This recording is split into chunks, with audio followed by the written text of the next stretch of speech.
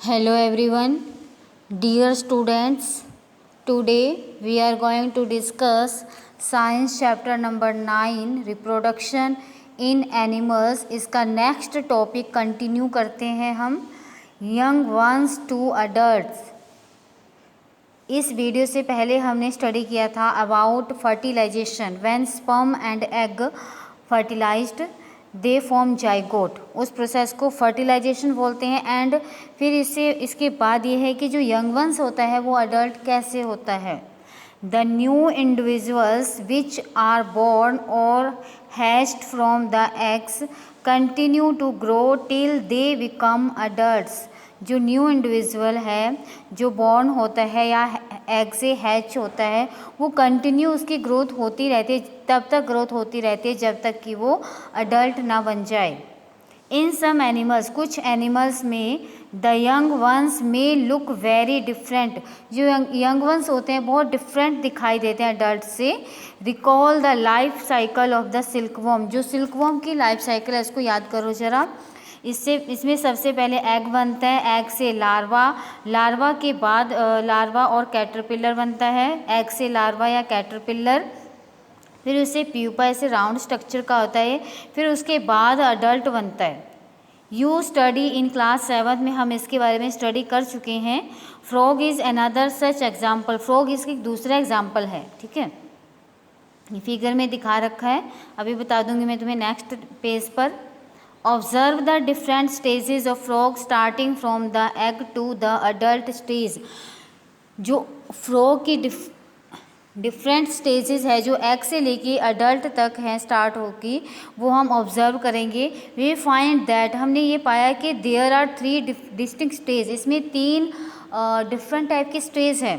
That is वो कौन कौन सी है। सबसे पहले एग से बनेगा टैडपोल या लार्वा, फिर लार्वा से बनेगा adult. Sorry, don't the tadpole look so different from the adults। जो टैडपोल है वो अडल्ट से बिल्कुल अलग दिखाई देता है। Can you imagine that these tadpoles would some day become frog. क्या तुम ये इमेजिन कर सकते हो जो ये टैडपोल है वो इसका एक दिन फ्रॉग बन जाएगा। सिमिलरली द कैटरपिलर और द प्यूपा ऑफ सिल्कवॉर्म, जो कैटरपिलर है या सिल्कवॉर्म का प्यूपा है, लुक्स वेरी डिफरेंट, वो डिफरेंट दिखाई देता है अडल्ट मॉथ से, ठीक है। ये फिगर देख लो, लाइफ साइकिल जो है फ्रॉग की। जो एडल्ट फ्रॉग है वो एग देगा, ठीक है। एग से उसके बाद उसका क्या बनेगा, लार्वा, अर्ली टैडपोल, फिर उसके बाद उसका लेट टैडपोल, जैसे फिश टेल होती है ना ऐसे इसकी टेल होती है, और फिर इसके बाद इसका अडल्ट बनेगा। ये लाइफ साइकिल है फ्रॉग की। एग से टैडपोल, अर्ली मतलब फिर अर्ली के बाद लेट टैडपोल, फिर उसके बाद अडल्ट फ्रॉग। ये लाइफ हिस्ट्री है फ्रॉग की, ठीक है students. The feature that are present in the adult are not found in these young ones। जो फीचर अडल्ट में पाए जाते हैं वो यंग वंस में नहीं होते। Then what happens to the tadpoles और caterpillars thereafter। तब क्या होगा टैडपोल और कैटरपिलर का। You must have seen a beautiful moth emerging out of the cocoon। जो कोकून होता है ऐसे राउंड सा स्ट्रक्चर होता है वाइट कलर का, उसमें से एक ब्यूटीफुल मोथ निकलती है। In the case of tadpole, tadpole के केस में दे ट्रांसफॉर्म इनटू अडल्ट, वो अडल्ट में ट्रांसफॉर्म हो जाती है। कैपेबल ऑफ जंपिंग, वो जंपिंग करती है। एंड कैन स्विमिंग, और स्विमिंग भी कर सकती है। The transformation of the larva into an adult through drastic changes is called Metamorphosis. जब लार्वा से अडल्ट बनता है उसमें ड्रेस्टिक चेंजेस आते हैं तो उस ट्रांसफॉर्मेशन को बोलते हैं metamorphosis. But about the changes that we observe in our body as we grow, जैसे हमारी बॉडी की ग्रोथ होती है उसमें बहुत सारे चेंजेस आते हैं। Do you think we too undergo metamorphosis. क्या आप सोचते हो कि हमारे अंदर भी मेटामॉर्फोसिस होता है। In human beings body parts similar to those present in the adults are present from the time of birth. Human beings में क्या होता है कि जो बॉडी पार्ट्स है वो सिमिलर होते हैं अडल्ट के, और जैसे बेबी का बर्थ होता है सेम पार्ट होते हैं वैसे अडल्ट के होते हैं, लेकिन उनकी ग्रोथ हो जाती है, ठीक है। ऐसे नहीं कि जैसे हमारे हैंड है वो जब हम अडल्ट हो जाएंगे वो हैंड नहीं होंगे, मतलब वो जैसे बेबी का बर्थ होता है वैसे ही वो अडल्ट तक रहता है, लेकिन फ्रॉग में ऐसा नहीं है। अर्ली स्टेज में वो टैडपोल होता है, उसके टेल होते हैं, जब वो अडल्ट बन जाता है तो वो टेल उसकी नहीं होती। ठीक है students. Asexual reproduction. So far we have learned about reproduction in some familiar animals.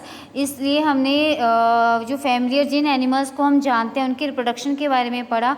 But what about very similar very small animals like hydra and microscopic organism like amoeba? जो बहुत छोटे छोटे animals हैं जैसे hydra है, amoeba है, उनके अंदर reproduction कैसे होती है? ठीक है, do you know how they reproduce? क्या आप जानते हैं उनमें रिप्रोडक्शन कैसे होती है? Let us find out. अब हम जानते हैं कि उनके अंदर जो रिप्रोडक्शन होती है वो कैसे होती है। ये हाइड्रा के अंदर रिप्रोडक्शन है। Get permanent slides of hydra.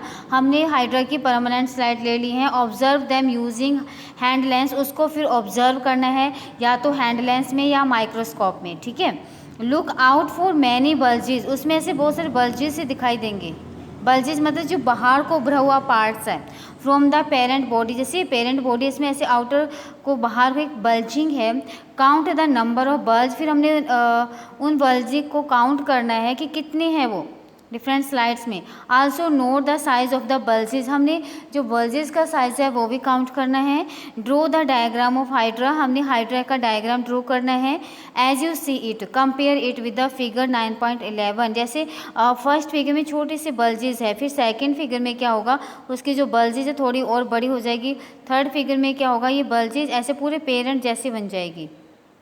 फिर क्या होता है, ये डिटैच हो जाती है, इससे यहाँ सेपरेट होके ये सेपरेट हाइड्रा बन जाता है। इस तरह इसमें रिप्रोडक्शन होती है, बडिंग होती है हाइड्रा में। इन ईच हाइड्रा दे में बी 1 और मोर बल्जेस। हर हाइड्रा में एक या उससे ज़्यादा बल्जेस होती है। The bulges are the developing new individual. जो बल्जेस होते हैं उनसे नया इंडिविजुअल बनता है। And they are called buds. उनको बर्ड बोलते हैं। Recall the presence of buds in east.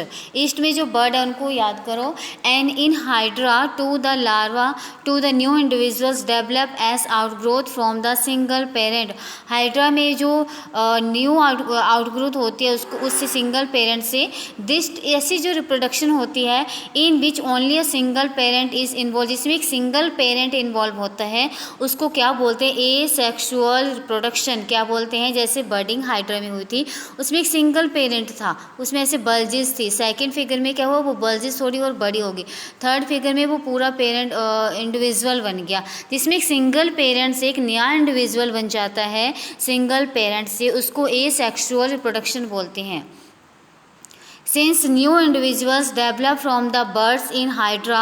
Hydra में क्या होता है, एक नया इंडिविजुअल बन जाता है हाइड्रा बर्ड से। This type of asexual reproduction को बोलते हैं बर्डिंग। ठीक है। अनदर मेथड जो है asexual reproduction is observe in the microscopic organism. जो अमीबा में भी हम इसको ऑब्जर्व कर सकते हैं। Let us see how this happen. उसको देखते हैं कैसे होता है इसमें। You have already learned about the structure of amoeba. Amoeba के स्ट्रक्चर में आपने पढ़ा है। You have recall that amoeba is a single cell. Amoeba क्या होता है, अमीबा का स्ट्रक्चर ऐसा होता है, अमीबा एक सिंगल सेल ऑर्गेनिज्म है, एक ही सेल से बना है। It begins the process of reproduction. इसमें रिप्रोडक्शन होती है by the division of its nucleus. जो इसके बीच में ये है ना बनाया हुआ राउंड स्ट्रक्चर, ये न्यूक्लियस है, इसके डिवीजन से ही इसमें रिप्रोडक्शन स्टार्ट होती है। ये जो न्यूक्लियाई है दो न्यूक्लियस में डिवाइड हो जाता है। This is follow by division of its body into 2। एक सिंगल बॉडी से डिवाइड होकर दो में डिवाइड हो जाती है ये। Each part receiving a nucleus. जैसे दो बन गए इसके, एक हर पार्ट एक एक न्यूक्लियस रिसीव कर लेगा। ठीक है। जैसे ये इसके पेरेंट के दो अमीबा बन गए, ये न्यूक्लियस डिवाइड हो गए, एक न्यूक्लियस इसमें आ गया, एक न्यूक्लियस इसमें आ गया। ठीक है। मतलब इसमें ईच अमीबा रिसीव 1 न्यूक्लियाई। ठीक है। Finally the 2 amoeba are produced from 1 parent. जो फाइनली जो अमीबा है वो 2 अमीबा जो बने एक ही पेरेंट से बने। This type of asexual reproduction, जो इस टाइप के एसेक्सुअल रिप्रोडक्शन होती है उनको बाइनरी फिजन बोलते हैं। उनको बोलते हैं बाइनरी फिजन इन अमीबा। जैसे सिंगल अमीबा है, इसका जो न्यूक्लियाई सबसे पहले वो ऐसे डिवाइड होना शुरू हो जाता है, फिर वो ऐसे करके इसमें थोड़ा सा रह जाता है, एक एक न्यूक्लियाई इधर आ गया, एक न्यूक्लियाई इधर आ गया, फिर वो फाइनली यहाँ से डिटैच हो जाता है और दो इंडिविजुअल इसके क्या बन जाते हैं, अमीबा बन जाते हैं, डॉटर अमीबा। ठीक है, वन वन रिसीव, दोनों अमीबा रिसीव कर लेते हैं वन वन न्यूक्लियाई, जिसमें सिंगल पेरेंट इन्वॉल्व होता है और दो इंडिविजुअल उसके बन जाते हैं, दो डॉटर अमीबा बन गए। वो बाइनरी, वाई मीन्स टू, जो वाई का मतलब होता है टू, और जो मोनो, जहाँ पर मोनो वर्ड यूज़ हो गया उसका मीनिंग होता है वन। अब वाई मीन्स बाइनरी, मतलब एक सिंगल से दो इंडिविजुअल बन गए। ठीक है, reproduction in which an involve reproduce by dividing into two individual is called binary fission। ऐसी रिप्रोडक्शन जिसमें एक एनिमल रिप्रोड्यूस करता है और डिवाइड होकर दो इंडिविजुअल बना देता है, उसको बाइनरी फिजन बोलते हैं। Apart from budding and binary fission, there are other methods by which a single parent reproduce young ones। you will study about these in your higher classes। जो binary fission है, बर्डिंग है, इसके अलावा कुछ और method भी है जिनमें एसेक्सुअल रिप्रोडक्शन होती है। ये जो आप रिप्रोडक्शन के टाइप है ये आप हायर क्लासेस में स्टडी करेंगे। ठीक है स्टूडेंट, अब इसमें story of Dolly the clone. ठीक है, cloning is the production of an exact copy of cell. Cloning क्या होता है, एक सेल की एग्जैक्ट कॉपी बनाना एनी अदर लिविंग पार्ट और अ कंप्लीट ऑर्गेनिज्म, क्या कोई लिविंग पार्ट से और उसका पूरा कंप्लीट ऑर्गेनिज्म बन जाता है। Cloning of an animal both sexually performed for the first time by Ian Wilmut and his colleagues at the Roslin institute in Edinburgh Scotland. इसमें सबसे पहले क्लोनिंग जो एनिमल की बनाई थी ये आन बिलमेट ने बनाई थी और उसके रोजिन कॉलेजेस ने उसके साथ कहाँ पर, स्कॉटलैंड में। दे सक्सेसफुली क्लोन्ड अ सीप, उन्होंने एक सीप का क्लोन बनाया था, उसका नाम रखा उन्होंने डोली। डोली वॉज बॉर्न 5 जुलाई 1996। डोली का जो बॉर्न है वो 5 जुलाई 1996 था। And was the first mammal to be clone, ये सबसे पहला मैमल था जिसका क्लोन बनाया गया। ये फिन डॉर्सेट शिप, स्कॉटिश ब्लैकफी एवी, ये डोली बना इन दोनों से। During the process of cloning डोली, ये जो क्लोनिंग की गई डोली की, इस प्रोसेस में क्या हुआ, a cell was collected from the mammary gland of a female Finn Dorset sheep. सबसे पहले जो फिन डॉर्सेट शिप है फीमेल, उसके जो मेमरी ग्लैंड से सेल लिया गया। ठीक है, जो फिगर में भी मैंने बताया था, जो फीमेल शिप थी। Simultaneously an egg was obtain from a Scottish blackface ewe, फिर उसमें से क्या किया गया, जो ब्लैक फेस ईवी थी उसमें से एक एग लिया गया।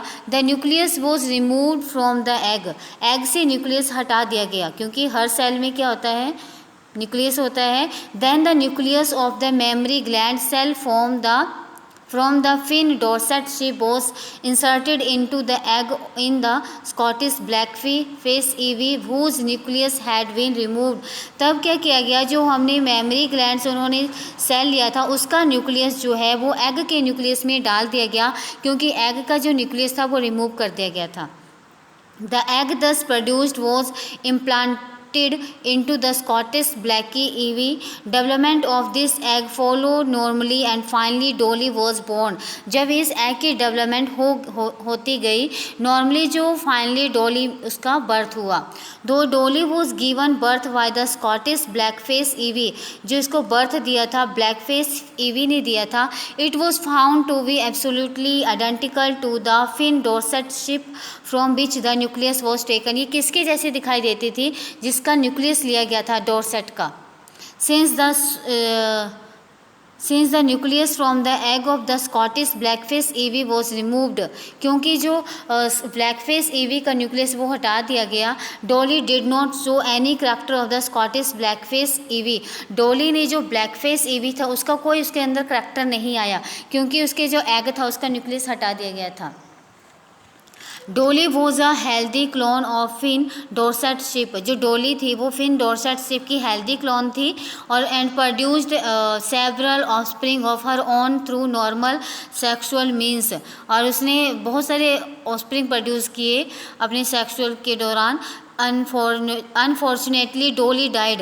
और 14 फरवरी 2003 को डोली जो मर गई due to certain lung disease, उसको कुछ लंग डिजीज़ लग गई। Since Dolly several attempts have been made to produce clone mammals. Since इसलिए डोली इस तरह से प्रोड्यूस की गई बहुत सारे अटैम्प्ट से मेमोरी ग्लैंड को क्लोन करके। हाउएवर मैनी डाई, उसमें बहुत सारे मर गए, बर्थ हुए। डाई सून आफ्टर बर्थ, कुछ के बर्थ होने के बाद मर गई। The clone animals are many a time found to be born with several animal abnormalities. जो क्लोन एनिमल्स है कई बार वो ऐसे बर्थ लेती है, उनमें बहुत सारी एबनॉर्मलिटीज़ होती है। ठीक है, ये हमारा चैप्टर नंबर 9 कंप्लीट हो चुका है, रिप्रोडक्शन इन एनिमल्स। और ये हमारा essay 1 का सिलेबस जो है वो कंप्लीट हो चुका है। ठीक है, essay 1 इसमें फर्स्ट से लेकर आपके 9 तक चैप्टर आएंगे पूरे कंप्लीट। ठीक है स्टूडेंट, और आपने ये सारा लर्न करना है, सबने नोटबुक बना लेनी है, चेक करवानी है स्कूल में। ठीक है स्टूडेंट, थैंक यू।